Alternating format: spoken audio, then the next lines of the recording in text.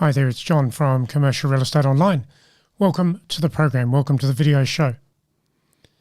The website to contact us if this is your first time here is commercial-realestate-training.com. Now in this particular video, I'd like to share some ideas about shopping centre, particularly management and leasing, because there's lots of shopping centres out there for us to work on as agents in leasing activity, management activity, of course. Plenty of things to do. Now, over my years in the industry, I've had quite a lot of involvement with some very big shopping centres. So what I've done here is I've given you a matrix of how the elements of shopping centre control come together. Now, you might be a centre manager of one person. That's you. You do everything. I get that. Or you might be in a bigger shopping centre where you have 2 or 3 or maybe even 4 or 5 people. That's okay. So it's a job of scale. Centre management is a job of scale based on the fees that you create, collect, the properties that you control, the size of the tenancy mix, the income stream, all of that. So ultimately, shopping centre management and your success within that comes down to what you do, how you do it, the people around you, and your control ability. So I'd like to show you a few things here in this matrix, and I'll put the matrix at our website as well. I'll share some tips here now as to how all the roles of various activities in shopping centre management come together. So let's have a look at that. The centre manager particularly, that might be you, and indeed you might be a team of one.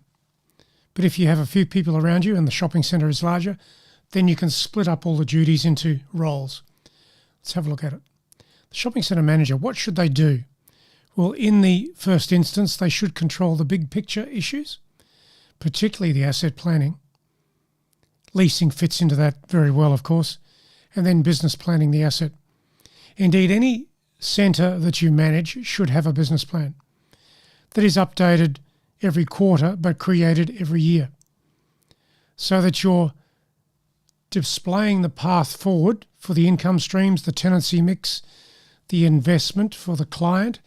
So the whole business plan becomes a matrix of things that are occurring. And then each quarter you change the business plan based on what's going on. Then, of course, investment performance, that's your job. To make sure it does perform from an investment perspective, client liaison, reporting. So in the real world, if you're a centre manager of a large shopping centre, those are the things that you would control. Taking that a bit further, the lease administrator works very closely with the centre manager. The lease administrator keeps an eye on the day-to-day issues within the lease. And if you have lots of tenants, in some of the properties I've had 200 or 300 tenants, in that situation you've got to control the leases. And in a situation where you've got lots of leases, you need a big team, just like the team that I'm showing you now. So the lease administrator, what do? They have a lease administration plan, solving the tenant mix problems, vacancy management and control, of course, legal and lease coordination, arrears defaults, outgoings enforcement, standard lease enforcement, renewals and options. And of course, expiries comes into that as well. So the lease administrator is a very busy person. They have a lot to do, and they dovetail quite closely into the centre manager role. So these two people work closely together. Now, the more tenants you get, you need to have a tenant contact manager, this person here, because they will be liaising with all of the tenants very strongly across the month, the week, the day even, depending on what's going on. But the more tenants that you have, the weekly contact with tenants becomes a challenge. Now, I did say weekly. Now, that's going to be a challenge for many shopping centre managers.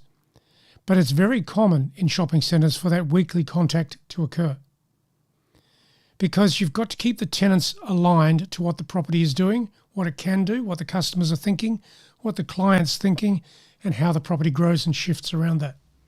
So the tenant contact manager is the third person in the group. The centre manager, the lease administrator, the tenant contact manager. So what do? They maintain close contact with all of the tenants. And as part of that, they build a tenant retention plan. That's so important. A tenant retention plan is something that looks a bit like this. So go to this particular article at the website, which is the real benefits of a tenant retention plan in commercial and retail property management. I'll put the elements of the tenant retention plan here for you. Many different things for you to build into your tenant retention plan. In retail, it's an absolute necessity. You cannot go without it. As I said to you before, the website is commercial-realestate-training.com, and that's the article I want you to print off. Now let's go back to the matrix. So, tenant retention plan, that actually sits within the business plan, the business planning for the asset. The asset plan is the longer term view. The business plan is the yearly view. So the tenant retention plan produced by this person fits into everything else. And then, of course, there are regular meetings with tenants. And this person, the tenant contact manager, is finding out about expansion, contraction, and relocation. So those are the things that I want you to understand from a shopping centre management perspective.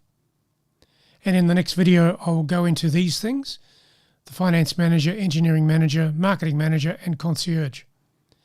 There's another article here I want you to look at the website, and it's shopping centre management game plan. So print that off and use it. There's so many things in this particular article that you can structure into your shopping centre management strategy plan. A very detailed article there for you to print off and use. So that's the title. That's the website. Go there and print it off. Now, in the next video, I will cover these four things here. Today, you've got these three things together. Now, I will say this before I close on this point. It's very possible, if you are managing a smaller shopping centre, that you are indeed a centre manager who looks after all of these things. That's okay, but you have to stay organised. It does say that every one of these items, the centre management stuff, the lease administrator controls, and also the tenant contactor manager things, they all come together if you are the centre manager on your own.